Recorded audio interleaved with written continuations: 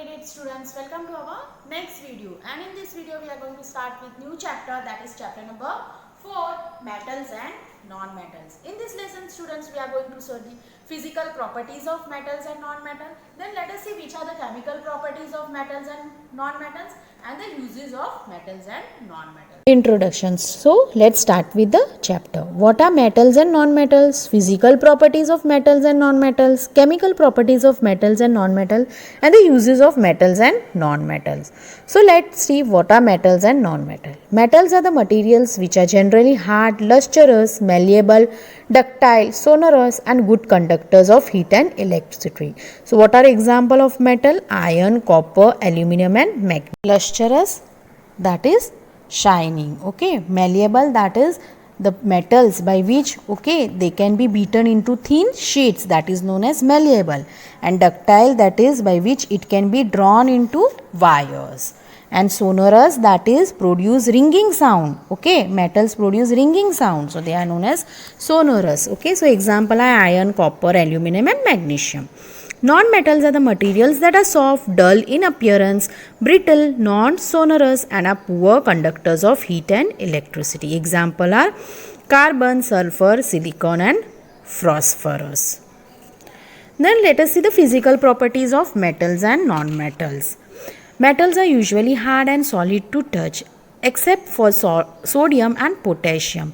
Mercury is the only metal in liquid state. We have studied about that thermometer which is used in the thermometer, mercury. So it is in the liquid state.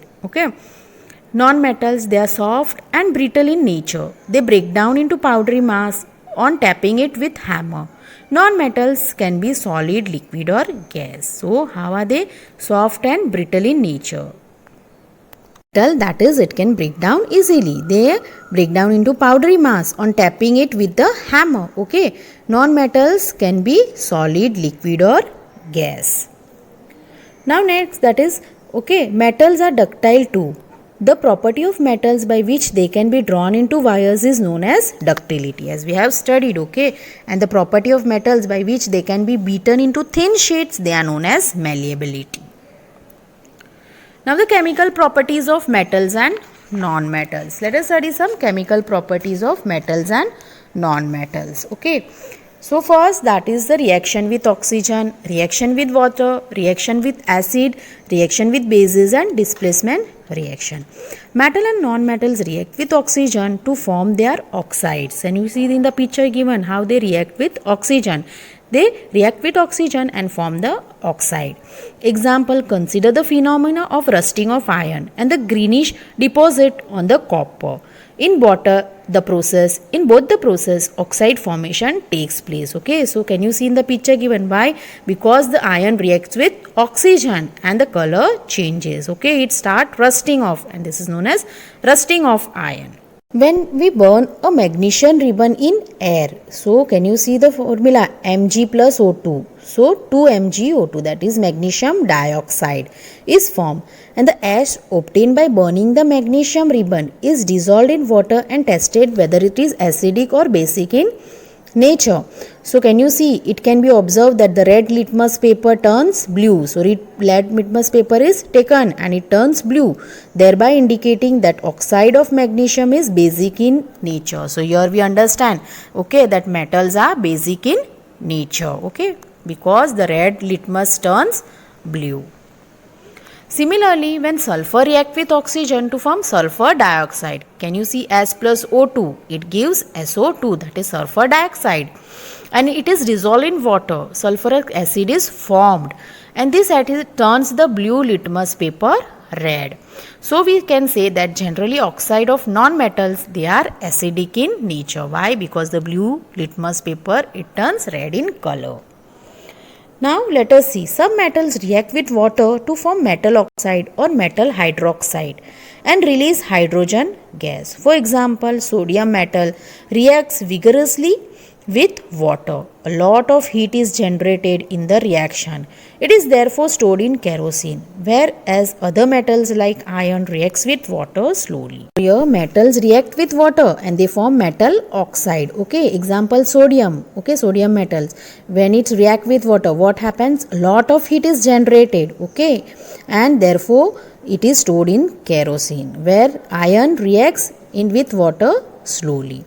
Some non-metals do not react with water, though they are very reactive with air. Example, phosphorus is a very reactive non-metal which catches fire when exposed to air. So to prevent this, such non-metals are stored in water. So example, phosphorus, okay, they are very reactive, okay, non-metal, and they catches fire easily when exposed to air. That is why to prevent it is kept stored in water.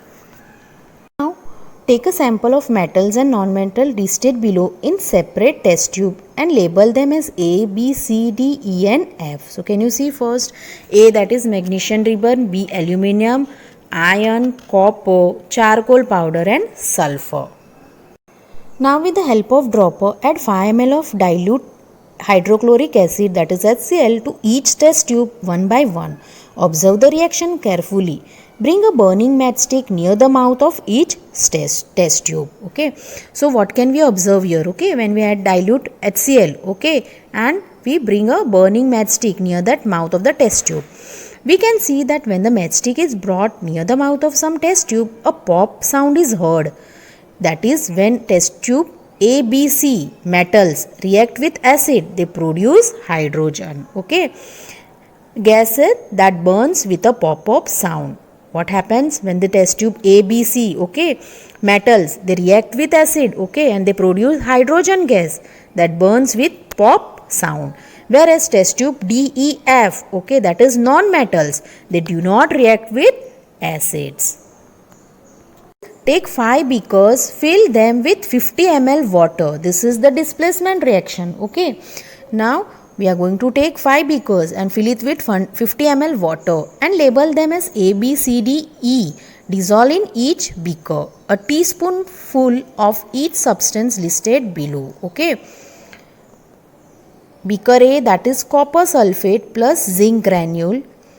Beaker B, that is copper sulfate plus iron nail. Beaker C, that is zinc sulfate plus copper turnings, and D, iron sulfate plus copper turnings.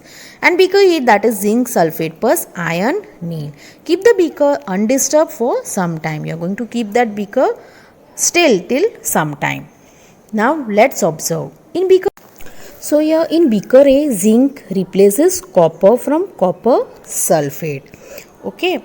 That is why the blue color of copper sulfate disappears and powdery red. Mass of copper is deposited at the bottom of the beaker. So can you see CuSO4 plus zinc? What it becomes? Zinc SO4 plus Cu, that is colorless and red. In the beaker B, same way, blue color of CuSO4 changes to green color of ferrous sulfate, that is FeSO4. But we do not see any change in beaker C, D and E. Why? Why cannot copper replace zinc or iron replace zinc? This is because a more reactive metal can replace a less reactive metal. But a less reactive one cannot replace more reactive metal. That is, zinc is more reactive than copper and iron. That is why there are no displacement reaction in beaker D and E. Now the uses of metals. So metals are used for making machineries, automobiles, aeroplanes, trains, satellites, cooking utensils, water boilers. Uses of non-metals. Non-metal is essential for our life which all living beings inhale during breathing, that is oxygen. Non-metals used in fertilizer to enhance the growth of plants. So which are the non-metals? That is nitrogen and phosphorus. Non-metal used in water purification process. So that is chlorine.